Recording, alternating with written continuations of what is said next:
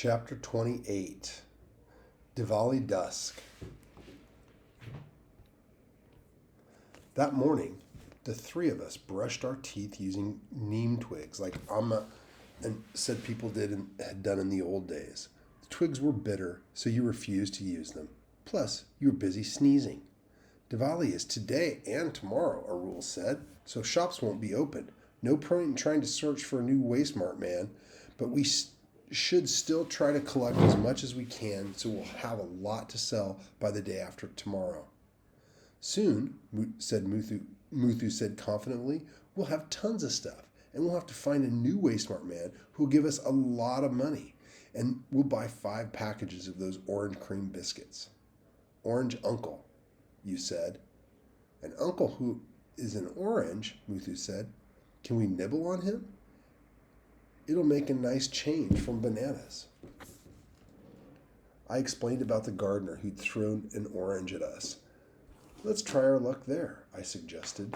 At least if he chases us away again, we might get another orange. Any policemen there? Muthu wanted to know. Or watchmen? No, but it was a rich neighborhood, so maybe they'll pay more for Ruku's necklaces.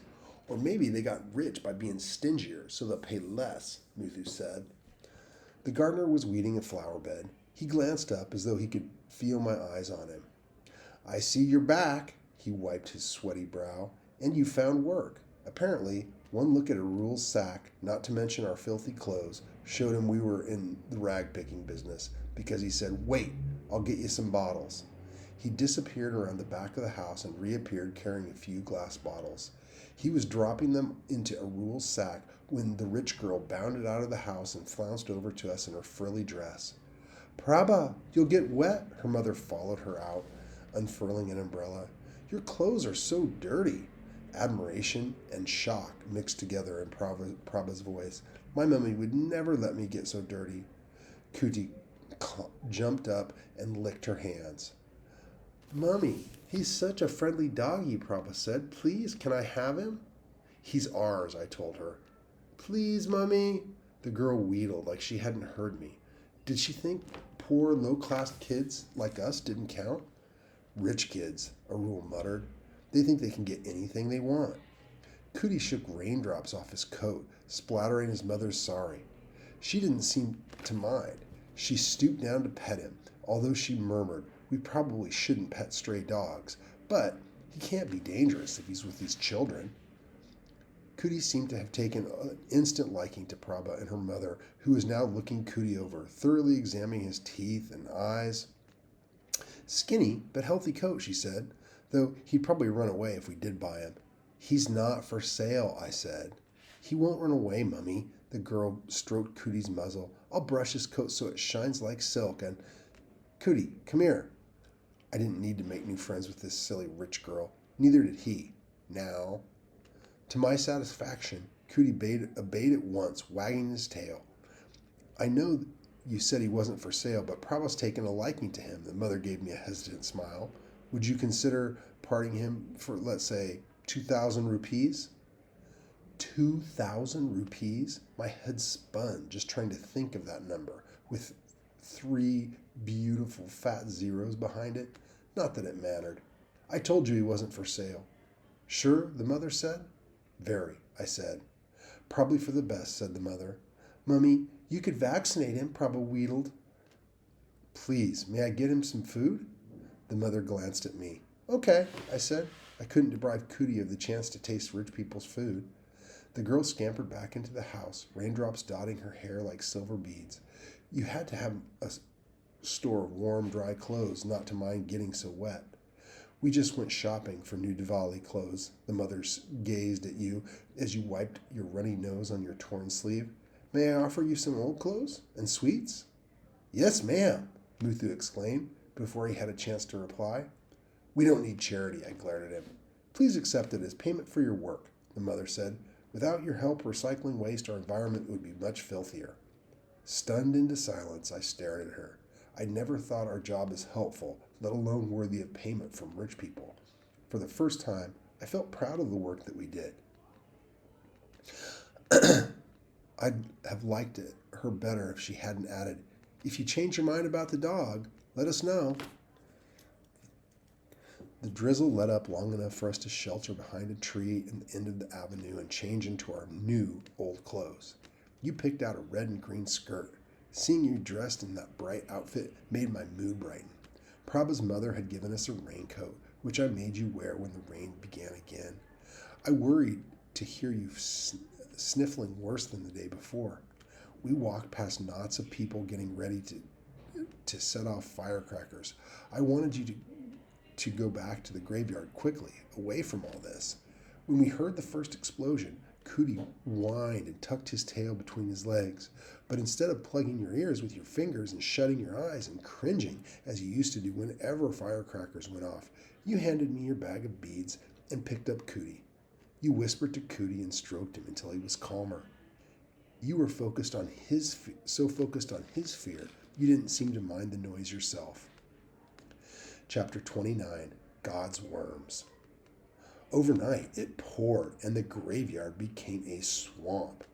You were coughing in concert with the buzzing hordes of mosquitoes, and we were all slapping and scratching at our skin.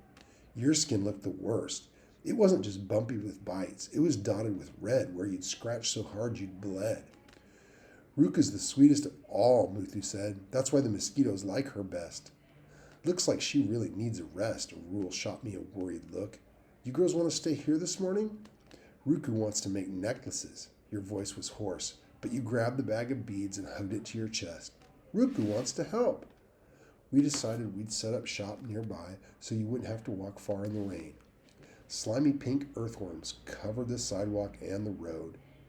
We tried avoiding them as we walked, but you noticed one get squashed beneath a cyclist's tire. Ow! You pointed at it and rubbed your arm like you'd been hurt. Yes, I said, but it's just a worm. You looked at another squash worm on the sidewalk. Bavam!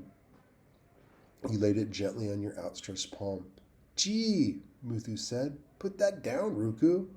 Cootie nosed your elbow, trying to cheer you up. Aye! You pointed at the muddy earth surrounding a tree whose trunk had busted right down through the sidewalk. Look, Viji. Yes, those worms are alive, Ruku, not dead, you remarked. Yes, I said. They're better off there than in the mud, for sure. Pavam, you repeated.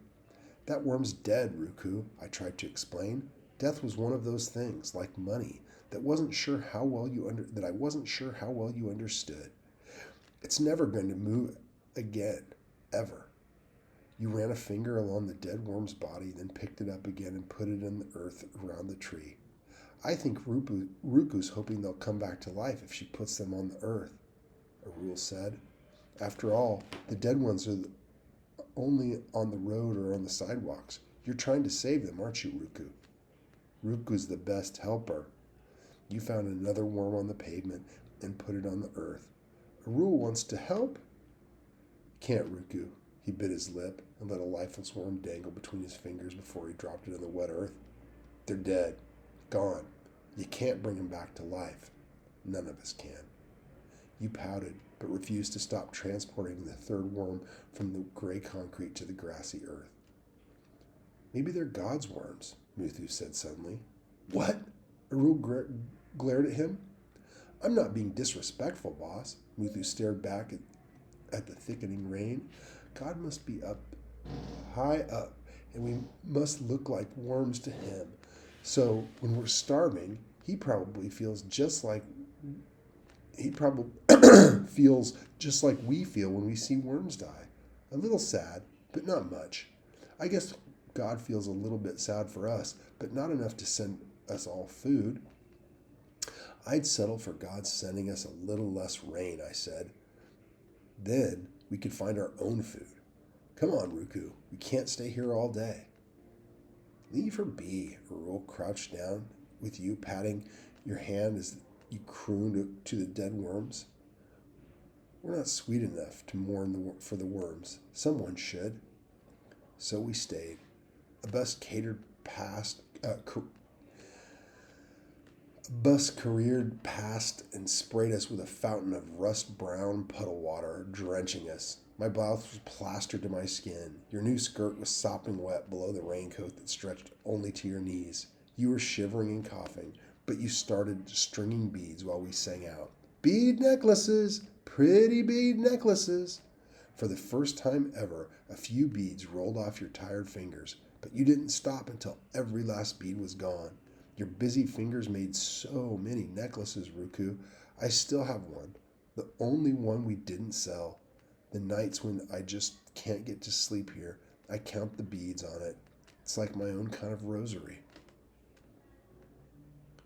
Chapter 30, Muthu's Tale.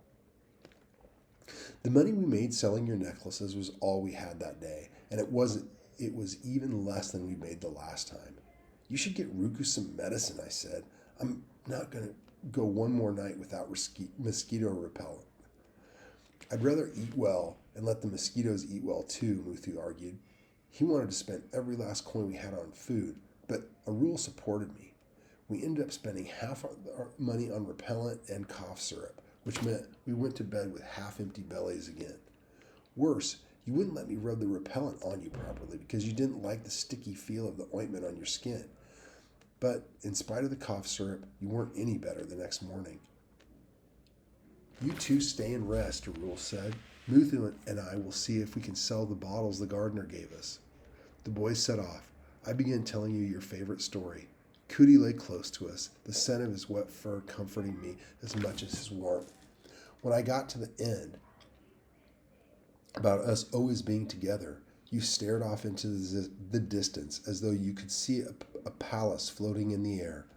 The look in your eyes scared me. I didn't want you traveling all alone to our palace. I turned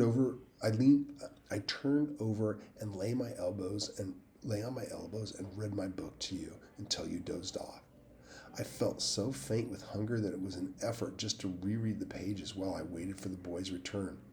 Bananas! Muthu's cry woke you. We crept out of the shelter. We found a new Waysmart man, but he's worse than stingy. Arul's forehead was scrunched up in a worried frown. He drove a really hard bargain. Gave us next to nothing for all that glass.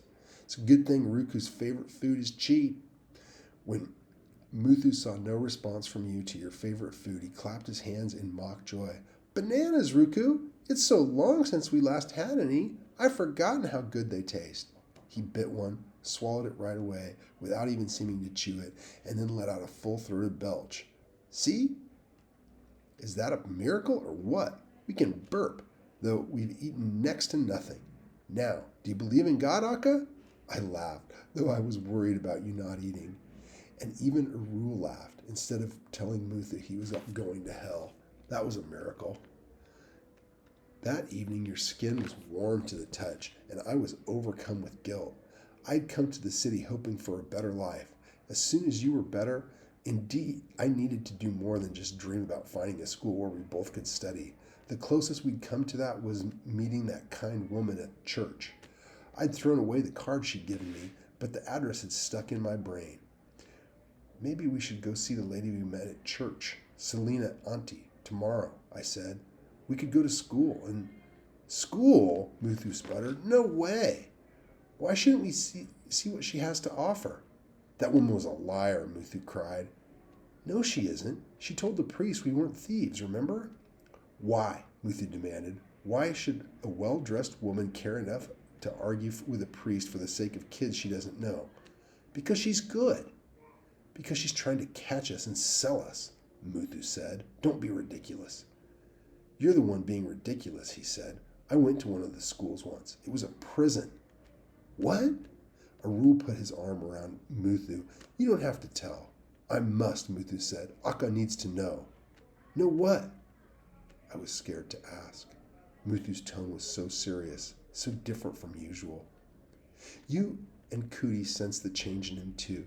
You touched his cheek with a tired hand. Cootie shifted his position and laid his head on Muthu's lap.